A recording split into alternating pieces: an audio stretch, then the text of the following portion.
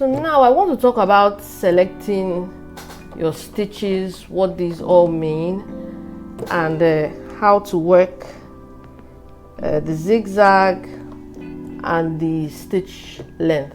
Okay, now like I said in the beginning, the flap that has all the stitches labeled out is not on here, but you can still get it here, and I made this for myself. It's very bad, I know, but basically your G stitch is your straight stitch, number 0 is for your straight stitch, and this just shows you your needle positioning.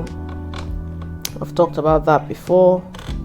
Okay, so in case you want to get really close to maybe a piping or a zipper, this is your needle positioning. And like I showed you guys before, it has increments, so you can get really as fine as you want with it. This 0 is for a straight stitch. Okay, the wider you go, the wider the zigzag. Okay, so 5 is the greatest width for the zigzag, 0 is for a straight stitch. Then for this 0, obviously you can't make a stitch with 0, so you come here, and this is where you put to sew your buttonholes. Now your buttonholes are interesting because this is a manual sewing machine, so it has a 4-step buttonhole. You press A when you want to go up the left side, then you press and hold B to sew from your left to your right for as long as you want, but not too long.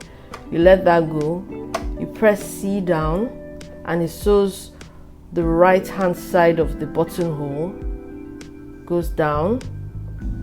Press B to disengage, then hold it down again to sew the bottom from right to left. Okay, the bottom part, and that forms your buttonhole. Meanwhile, this is what your buttonhole foot looks like. Okay, so now back to this stitch length. So from 0 to 1 is where you find your buttonhole foot, like I said.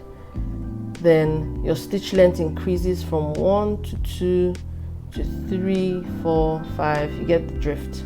Okay, now this stitches in red correspond to your stretch stitches, which you have to go all the way back and come to this section where it says stretch stitches.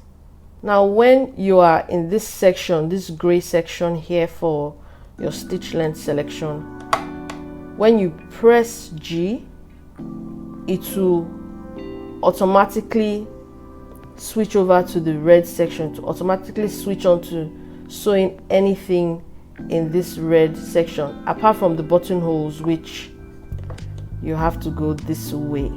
Okay, but once you are in this gray area, any stitch you press here, like I said, you press B to disengage any stitch you select. If you select H,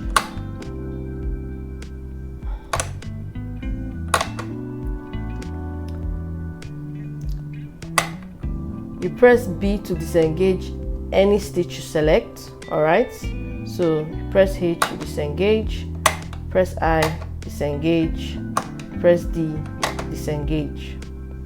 All right, but like I said, when you are in this gray area, it switches over and sews everything in this red section.